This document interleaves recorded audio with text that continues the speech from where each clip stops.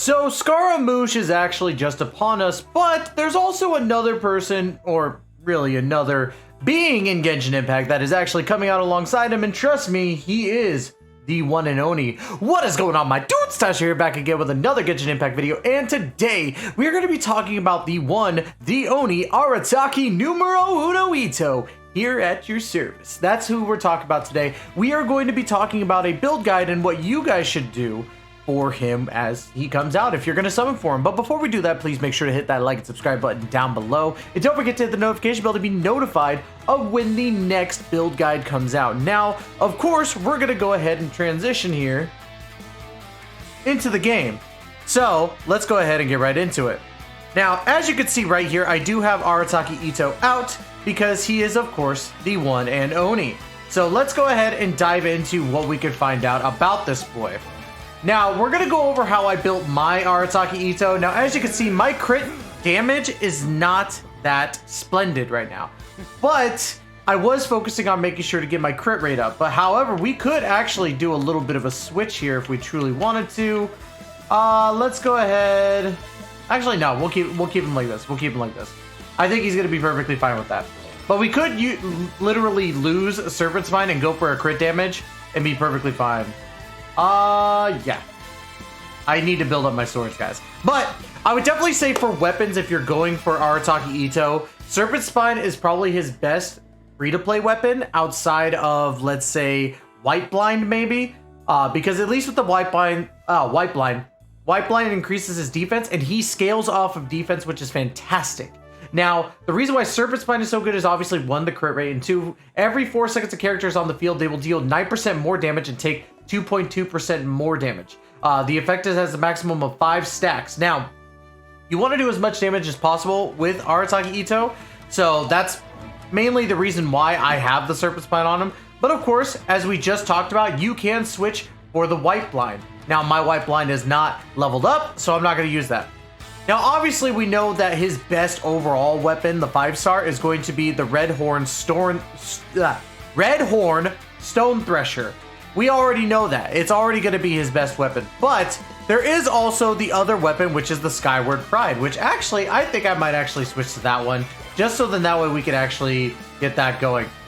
Skyward Pride increases all damage by 10% after using an elemental burst, normal attack, and charge attack. On hit, creates a vacuum blade that deals 100% of attack as damage to opponents along the path. Now, granted, the only thing that sucks about basically using Skyward Pride on Itto is solely that it scales off of his attack. So you're kind of stuck with, you know, kind of having to deal with that. Sorry, I was turning down the music just a hair. But anyways, let's go ahead and talk about artifacts now. Now, Arataki Itto's artifacts are pretty simple. Or at least in my opinion, they are. Husk of Opulent Dreams, 4-star, is his best set. Defense plus 30% because he scales off of defense. And then, of course, a character equipped with the artifact set will obtain the Curiosity effect in the following conditions. When on the field, the character gains 1 stack after hitting an opponent with a Geo attack, triggering a maximum of once every 0.3 seconds. When off the field, the character gains 1 stack every 3 seconds. Curiosity can stack up to 4 times, each providing 6% defense and 6% Geo damage bonus. When 6 seconds pass without gathering a Curiosity stack, 1 stack is lost. So this is his best set by far. You could also run 2% Husk, 2-piece Husk, 2-piece Archaic, or you could even run a 4-piece Retracing Bowline. I'm reading that correctly. I wouldn't agree to that. I wouldn't agree to a 4-piece Retracing Bowline, but you know, it is what it is. It works for some people. Now, as you can see with my Itto, I have number 2 in the constellation. Sorry, I'm tired, guys. I just got off of work. But yes, I do have 2 constellation in him. I got really lucky pulling him. I don't even know how I pulled so many of him, but he is fantastic. And this C2 actually does really well for him. But even at C1 or even C0, he does fantastic. Now, talents. Now, as you can see, the majority of people are focusing on the first talent power-up, which is his burst, follow alongside his normal and charge attacks, and then Ushi. I would wholeheartedly agree to this because you are mainly going to be using the burst and the auto attack every single time. That's why I have him double crowned right now. I might go for the triple crown because Ushi is, you know, badass, but that's just me. Now, like I said, I would honestly say, if anything, if you are going to change weapons, you want to change to something that's going to give you a little bit more crit damage. On my artifacts in general, for the priority for artifacts, your main priorities are going to be defense, crit rate, crit damage, and energy recharge. That's going to be your main ones. Now, you could even go ahead and do defense, defense, defense across the board, but I wouldn't suggest that. I would honestly say, again, sorry, I just got off work. I would honestly say defense percentage as your sands, geo damage as your goblet, and crit damage or crit rate, I would say crit damage, as your circlet. That would be your best bet on that one. I would not go triple defense on him. Now, let's go ahead and show off the team that we're going to be running him with today, because that's what you guys like to see. You guys like to see the teams. You can run multitude of teams, but I love Mono Geo. And the reason why I love Mono Geo is that it works on everybody. You're going to hit hard, and you also get to use Zhongli because Zhongli's dope. So you're going to use Zhongli for his shield. Albedo is a off-field DPS in this situation. And of course, Goro. Now, don't let that yawn fool you. Goro is an absolute beast.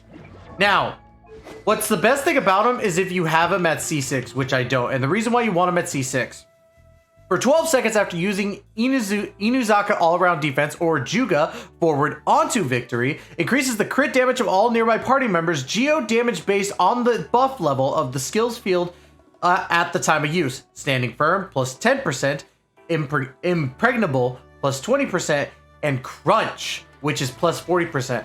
I am very sad I have not yet pulled my 7th Goro, but I do plan to pull him. But the main strategy for this team, shield, get your off-field DPS, start building with Goro's either E or burst, and then go into Arataki Itto. So how are we going to show that off today? Well, we're going to beat up our favorite little lightning boy. That's right, we're going to beat up this Kairagi over here. That's right, come here, you son of a biscuit eater.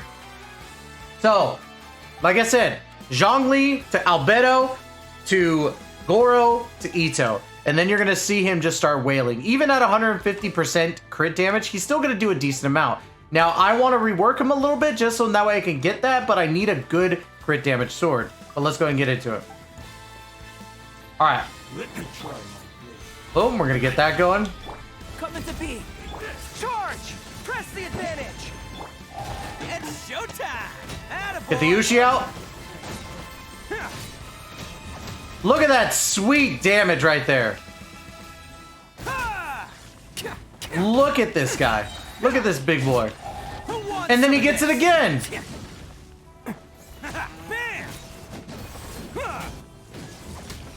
Again, Arataki Itto right there just goes to show you how good he is. And even with Skyward Pride, as you saw, I got my burst back pretty dang quickly. Not only that, but Goro doing this is fantastic because he's going to hit like a freaking truck in this little like walk around shield. But even if you don't have the walk around shield, Goro's E does the same thing but stationary, which is fantastic. And then of course, you do have Albedo too. What we could have done in that situation is we could have activated Albedo's skill once everything started going. But as you saw, we didn't even need it. Like, we really, truly did not need it. Arataki Itto is one of those characters that I feel deserves a lot more praise for what he can do. This guy is an absolute monster of a DPS. Now, for those of you who don't know, like, his abilities, we're going to go over that really, really quick. For what you saw might have confused you. So, his normal and charge attacks is pretty basic. Ushi will remain on the field and provide support for the following ways. Taunts surrounding opponents and draws their attacks. Inherits HP based on the percentage of Arataki Itto's max HP. When Ushi takes damage, Arataki Itto gains a stack of superlative super strength. Only one stack can be gained in this way every 2 seconds. Ushi will flee when its HP reaches 0 or its duration ends. Now, the reason why you want that superlative super strength, right, is basically what's going to happen with, where is it? There's supposed to be the thing that actually talks, I'm guessing it's just this. But superlative super strength, kind of to give a brief overview, basically every other hit you're doing with Arataki Itto here, so 1, 2. I'll give you a much better demonstration. We're gonna fight Masanori, and we're only going to show what the superlative super strength is. So, yes, let's spar, buddy.